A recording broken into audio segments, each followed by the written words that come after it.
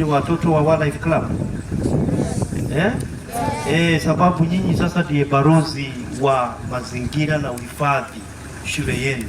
Matembezi haya ni ya kutoa hamasa, kuhamasisha wananchi jinsi ya kuishi na huyu mnyamadovu pamoja na wanyama wengine. Lakini pia tunawakumbusha wananchi ya kwamba vile watakaoweza kufanya.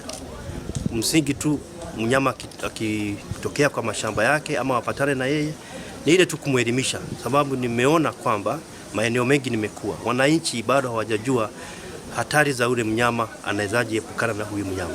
Wanakuwa wananchi kuwa na mtaharuki na wanakuwa na wingi wa uoga, wamekuwa wakiripoti hapa na pale.